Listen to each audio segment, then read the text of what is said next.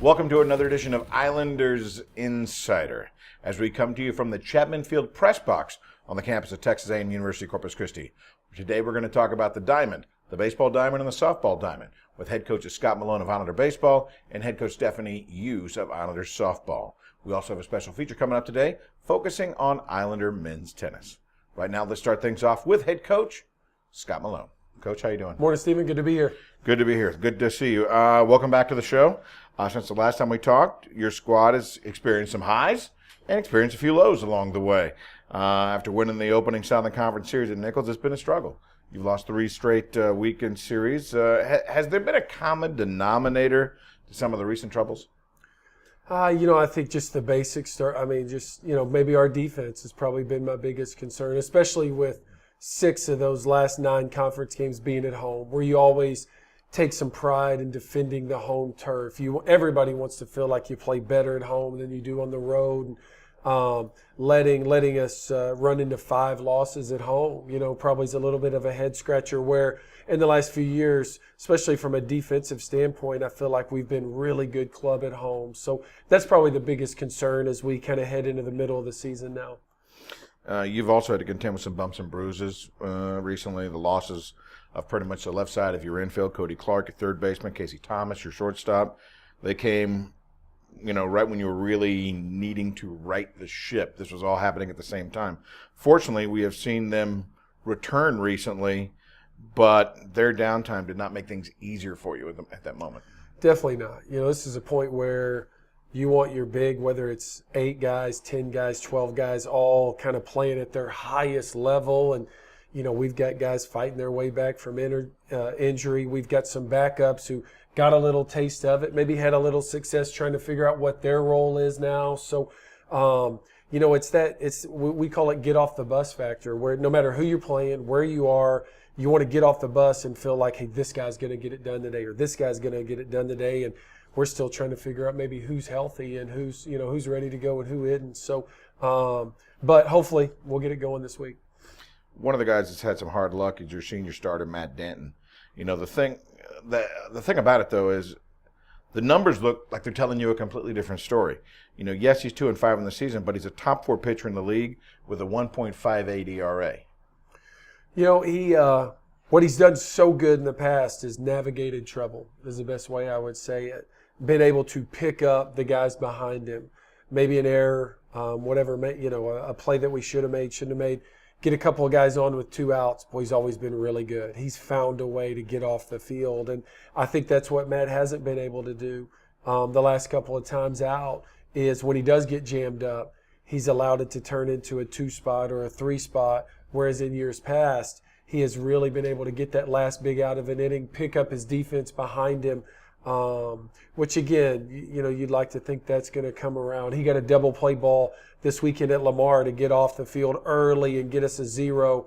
We kicked it around a little bit, turned it into a 2-run inning. So just little things like that, giving a team 28 or 29 outs over the course of a 9-inning game instead of 27. That's what's hurting us. I understand. On the flip side, though, senior Trevor Belichick, he's 4-2 on the season, but he has an ERA of 3.3. What he's doing is just keeping people off balance, and he ultimately leads the league with 67 strikeouts on the season. Why is he so hard to hit? Boy, he gets that big strikeout. He throws both pitches really hard. He throws, obviously, a hard fastball that guys swing and miss. He throws a hard breaking ball that guys swing and miss. And kind of throws out of a funny arm slot, so he's got a lot of deception. I think hitters on the other teams will tell you they're never comfortable. First inning, second inning, 6th inning, he's still getting strikeouts, So he's been outstanding for us, kind of keeping our ship afloat, right now as we're going through some tough times. So hopefully Matty Denton gets going, Trevor Belichick stays hot, and we can get this thing going forward. We're talking some seniors here. I got some other seniors I need to ask you about. Do you need for your senior outfielders to ultimately step it up and take it to another level? It's going to be hard for us to win if those 3 guys don't get going. Their batting average on paper is a head scratcher. Jordan Lee's hanging in there. He's sneaking in his couple of hits every day and keeping that average afloat. But, Tyler Ware, Kyle Danford have really been struggling right here as we're getting going in conference. But, those guys are seniors. They have big expectations for themselves. I promise you. Sure. Nobody's more disappointed than those two guys, and they'll get it cranking. They're good players. They'll get it going for sure. I mentioned at the top of the show there were some emotional highs as well. Going on the road, knocking off a top 20 University of Texas Longhorns team is, well, it's always sweet no matter what else is going on around you at the time. Was it possibly reliever Tyler Schnurringer's best stretch of innings that he's pitched as an Islander? Definitely his best stretch since his freshman year, since he debuted and had a really hot streak when he debuted. But that was great to see a senior get out there on a big stage, on the road, national TV game, and go out and really give us some zeros and quality innings. And hopefully, you're always looking for something as a coach to kickstart you, whether it's kickstarting an individual player, the pitching staff, or the team. Hopefully Tyler going out, maybe getting a little confidence as we turn a corner and head into the second half. Maybe he's that hidden gem we're looking for to get us going on the mound. Well, Abilene Christian comes to town this weekend. Does it matter who the opponent is, or does our success simply rest on our ability to step it up? Yeah, I think when you're struggling, Stephen, it doesn't matter who's on the other side. You got to take care of your own house, and that's kind of where we are. We got to pitch it better, clean up our defense, and kind of get the offense going. And the thing is, none of those three stations have just been awful all year. It's one step forward, one step back, one step forward, one step back. That's the week we just went through. And, we got a lot of seniors. They'll get it going. We just got to get our confidence and start playing good baseball. Scott Malone joining us once again here in the locker room. Appreciate it, sir. Thanks, Stephen. When we come back, we have a special feature focusing on the success of Islander men's tennis. That's coming your way right here on Islanders Insider. Welcome back to Islanders Insider. At this time, we have a very special feature focusing on Islander men's tennis and their tremendous success thus far in 2015. The 2015 season has been a strong one so far for Islanders men's tennis, including winning the 2015 HEB Tournament of Champions. The expectations of the team have only grown with how strong of competitors they have proven to be. Well, we are really motivated, and we want the best. We think that we have a good team this year to do maybe the best, put the program at the best level we can do. And we prepared a lot during the fall for this. Everybody is really excited, and we are doing pretty good. I think the biggest difference in this season is that we can find all the players at the same time to fight, because it's really hard to fight 6 players, fight 100% every single day. There's a lot of circumstances can happen, they find excuses, but this year we really fight as a team and we have the motivation every single day, which is great. Absolutely. I think this team has a very high potential. It's a very talented team, but it's a team with a lot of character. Those teams in the past with Laurent Montoisi and Dmitry Novikov, those teams made really good choices. They had really good talent, but they made really good choices to be a true team and outwork people and always compete hard. And I see a lot of attributes in this team of those past teams. The season started off slowly for the Islanders, not playing in their ideal conditions, but now later in the season, the change in playing conditions has allowed the team to flourish. The biggest difference is that it turned into the hot, footwork, windy part of the season. And this team made the commitment to stay in the present and stay positive and just start out fighting people. And the wins were kind of a result of that. I always say that the results are a symptom of the right mental attitude and working hard on the right things. And if you outwork people and you have a superior mental attitude, results come from that taproot.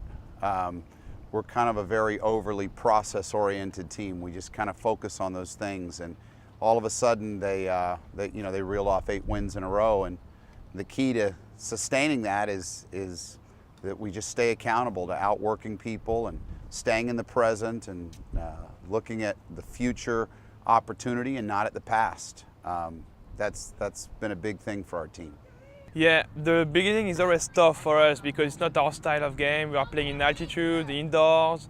We are a team of warriors and grinders. So yeah, when it's getting hot and humid, it's better for us. Yeah, of course. Our condition is way better than usually the team, so we can really playing physical here, and obviously inside hard court it's not really a factor. So now we can really play our game.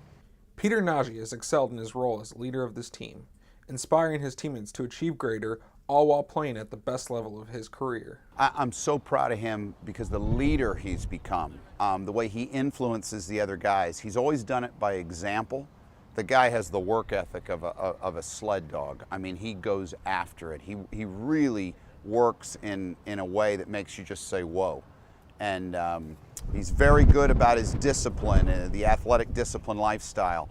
But he's just taken it to another level. He's gotten stronger. He's developed a lot of new chess pieces to his game, and he's just a very strong, confident guy because he's earned the right to be with his work ethic. Well, I'm just trying to lead by example my team, and it just comes naturally that I'm winning my matches and I'm trying my best, and it's playing golf. It's been great. I'm leading the team, but it's not my team. It's our coaches, assistant coach, and everybody else around us who support us. It's Corpus Christi team. I'm just doing my part. For Islanders Insider, I'm Teddy Medina. We'll be right back. Welcome back to Islanders Insider. At this time, we're going to talk some Islanders softball with the head coach of the program, Coach Stephanie Hughes. Coach, how are you? Good, how are you? Really good, really good. Now, welcome to the show. First time to talk this season about Islanders softball. Coach, you're in your 4th year as the head coach of the program, and in your 4 years, how would you best describe the evolution of the program over that stretch? It's taken a while, longer than I wanted to, but one of the things that you'll see now, if you came and watched us 4 years ago, the things that you'll see different in the program now is just the athleticism of what we have. It's taken a couple of years to get the kids into our program that we really wanted to play the style that we wanted to play, but it's definitely taken off, I guess you could say, in the last 3 or 4 weeks, and it's exciting to see. No doubt about that. Now, this offseason seemed to be quite productive. You landed some additional quality pitching to back up sophomore Liz Carter. Tell me about Stephanie Flores and this new 1-2 punch you have in the circle. Stephanie is a junior transfer from Temple College. She is originally from South Texas, so one of her goals was to get back to closer to home. Really dominated the junior college level. Led the nation in strikeouts for 2 years at the highest level of junior college softball. And, you know, our goal was to get somebody in that could back up Liz and really give us that 1-2 punch. They're different pitchers, and that's what's the best part about both of them. Liz is more of a power pitcher. She's going to kind of just shove it at you and say, you know, here's my best pitch. If you can hit it, great. Steph has more movement. She is going to have more strikeouts than Liz probably by the time she's done here. And that's just because she's a strikeout pitcher. And they've become closer. They talk to each other. When one of them's starting, the other one's kind of telling them what they're seeing, and that's something that's really been a great thing to see. Let's talk about your seniors. Center fielder Michaela Cochran, second baseman Haley Galloway, first baseman Lindsay Lyles. How has their leadership skills developed as the season progressed? You know, all three of them are different in their own way. Lindsay's a lot more vocal. If you mess up, she's going to tell you. But she's also that vocal leader in the infield that is making sure everybody knows where the next play needs to be. And Haley and Michaela are quieter, but they've gone about their business and actually leading the team and hitting right now and kind of leading by example. And I think that's, you know, the three of them have all developed in their own way in the last 3 years or 4 years. You know, to see them have success is something it's really nice to see as much work as they put in. To expand on Haley Galloway, last year she was a .261 hitter.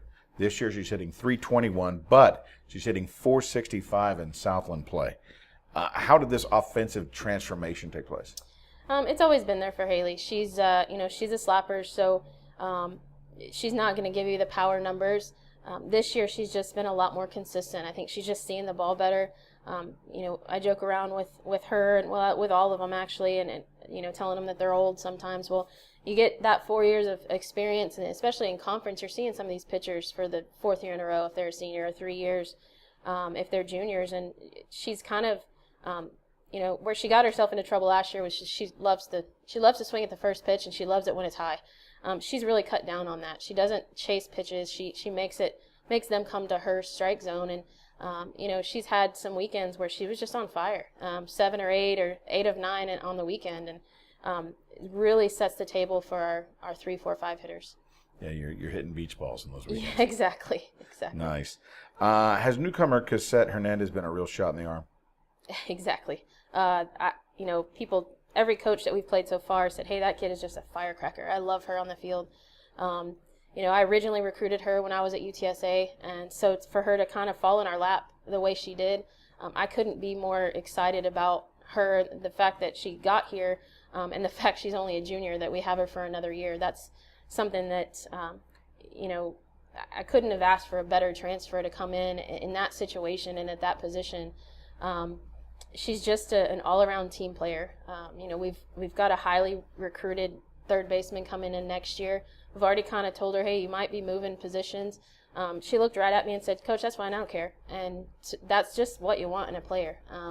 For her to come in as a new person, but then really solidify herself in that leadoff spot, she's come in and come through in some really big situations for us offensively this year. Well, early on this season, it just did not seem that your team could ever buy a break. Now, so many of those games were a result of some last-inning heroics by your opponents as well. It just didn't seem fair for a while there. I agree with you. I talking to some of my coaching buddies, I told them I'm gonna start writing a book on the most heartbreaking ways to lose a game, because this year we've done it multiple times in multiple ways. But the kids on this team didn't back down. They didn't stop fighting. They just kept going, and you're seeing the fruits of that labor now. We're getting those bounces that we need. We're getting those line drive double plays when we need them, and getting those big situations. And you're seeing us shoot up in the conference standings, and that's because of that. Conference play has started. It started slow, though, losing the first two series, but since then you've won 3 straight, including the most recent 3-game sweep of Sam Houston State. Most notably, over the last 2 Southland Conference series played, your team has only given up 4 runs in 6 games. Are they starting to peak at the right time? Yeah, exactly. Yeah. I couldn't have scripted it any better. Obviously, you don't want to come out and lose the first 2 conference series of the year. Those teams, McNeese State, Central Arkansas, they're at the top of our conference right now, and they're probably going to be at the top of our conference for a while.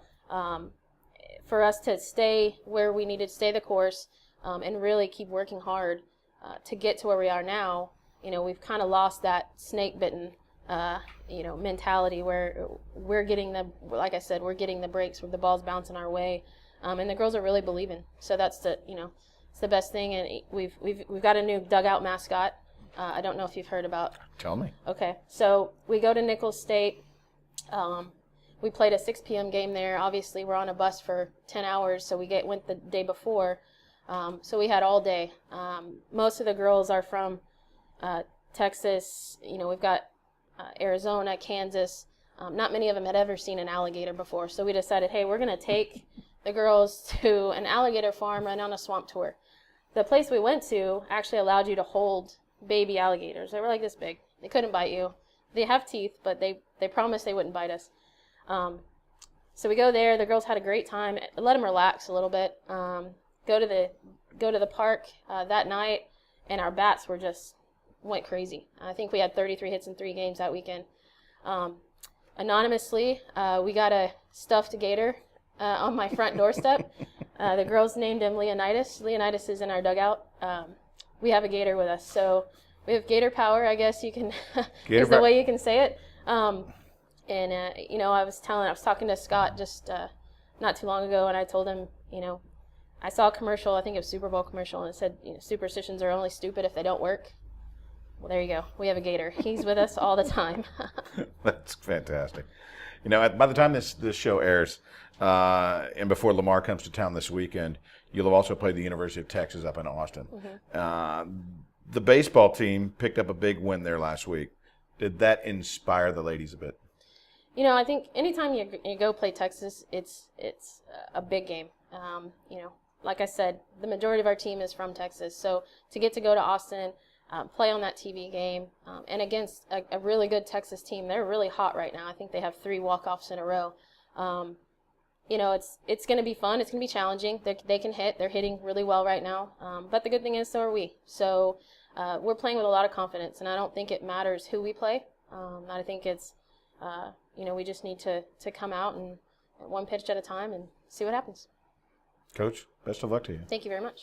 Stephanie Hughes joining us here in the press box at Chapman Field on the campus of Texas A&M University of Corpus Christi. When we come back and bring you up to speed on what's next for Islanders athletics, you're watching Islanders Insider.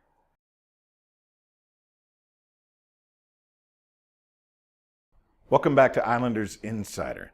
At this time, let's bring you up to speed on what's next for Islanders athletics. Islander baseball will be back home at Chapman Field this weekend on Friday, April 10th, as they start a 3-game series against Abilene Christian. Friday night's game starts at 6, Saturday at 3, and Sunday at 1 p.m. Then they'll be back on the field on Tuesday, April 14th, as they host Houston Victoria at 6 p.m. And then finally, on Friday, April 17th to the 19th, they'll travel to New Orleans to take on the Privateers in a 3-game Southern Conference series. Islander softball will be back at Chapman Field this weekend as they take on the Lamar Cardinals. Doubleheader action on Friday, April 10th, starting at 1 o'clock, followed by a noon start on Saturday, the 11th.